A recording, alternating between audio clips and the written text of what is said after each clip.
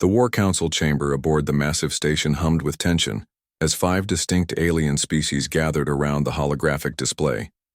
Each representative had come to demonstrate why their fleet deserved command of the United Armada preparing to crush the human resistance. Commander Vex of the Reptilian Dominion stood first, his scaled hide gleaming under the chamber's artificial light.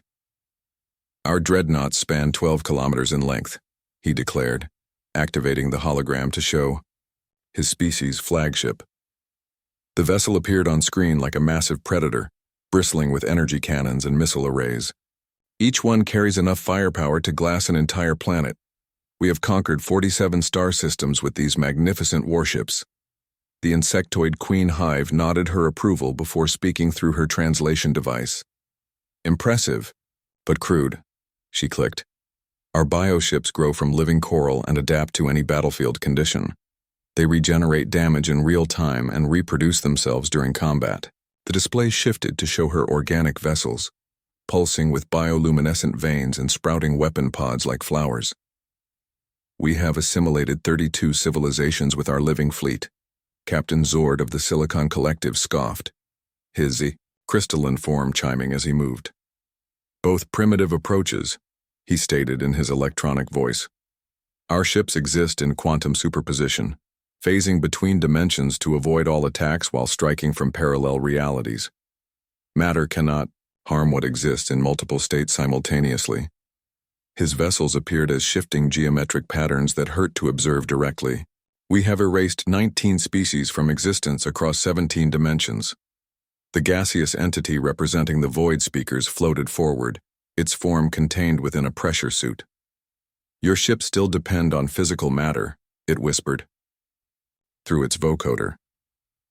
"Our vessels are constructed from dark energy itself, invisible to all sensors and capable of consuming the life force of enemy crews through proximity alone.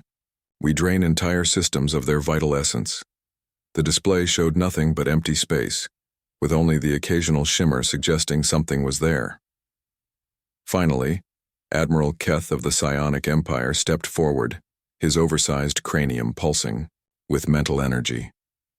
"All inferior to the power of pure thought," he proclaimed.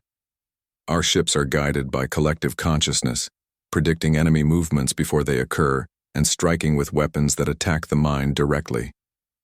Physical armor means nothing when we can simply convince enemy crews to destroy themselves." His fleet appeared as sleek vessels surrounded by swirling energy fields. The 5 commanders spent hours detailing their victories, each attempting to outdo the others with tales of conquered worlds and extinct civilizations. The humans, they agreed, would fall within days once their combined might was unleashed. "The human home system has only primitive chemical rockets and basic kinetic weapons," Vex laughed. "Our victory is assured." 3 weeks later, the same 5 commanders found themselves prisoners aboard a human vessel, staring in disbelief at their captors through the transparent barrier of their cell. The human officer who had captured them was unremarkable by their standards: average height, no visible weapons, wearing a simple gray uniform. She introduced herself as Captain Smith and spoke in calm, measured tones. "Your fleets were indeed impressive," she said, reviewing data on her handheld device. "The reptilian dreadnoughts had excellent armor plating. The bioships adapted quickly to our initial attacks. The quantum vessels were nearly impossible to target conventionally. The dark energy constructs were completely invisible to standard sensors, and the psionic ships predicted our movements with disturbing accuracy." The 5 alien commanders glared at her, still trying to process their complete defeat. "However," Captain Smith continued, "you made several critical assumptions about human military doctrine. First, you assumed we would engage you conventionally. Instead, we observed your capabilities for months before acting." She activated a holographic display showing the recent battle. "The reptilian ships were powerful but slow. We used their own momentum against them, creating gravity wells that pulled them into stellar coronas. The bioships adapted to energy, weapons, so we used engineered viruses that their living hulls had no resistance to. The quantum ships existed in multiple dimensions, but we simply collapsed those dimensions around them." The display showed human vessels that looked almost crude compared to the alien craft. angular, functional designs with visible armor plating and rotating weapon turrets. The dark energy vessels were invisible but still displaced matter.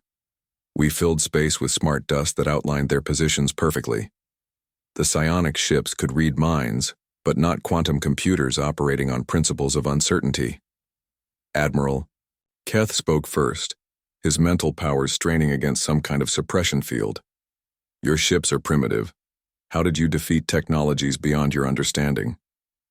Captain Smith smiled. You're thinking about this wrong. Our ships aren't primitive, they're practical. Every system has multiple redundancies. Every weapon can be operated manually if needed. Every hull is designed to keep fighting even when heavily damaged. We don't build elegant solutions to single problems. We build ugly solutions that work against anything. She gestured to the viewport showing the human fleet. Each of these vessels was built by people who understood they might face the unknown. So we didn't optimize for fighting enemies we knew about. We optimized for fighting enemies we couldn't imagine. The alien commanders sat in stunned silence as Captain Smith prepared to leave. Your mistake wasn't underestimating human technology, she said at the door. It was underestimating human paranoia. We've been preparing for threats we've never seen for our entire history. Your fleets were just another Tuesday for us. The door sealed with a soft hiss, leaving 5 former conquerors to contemplate how spectacularly they had misunderstood their prey.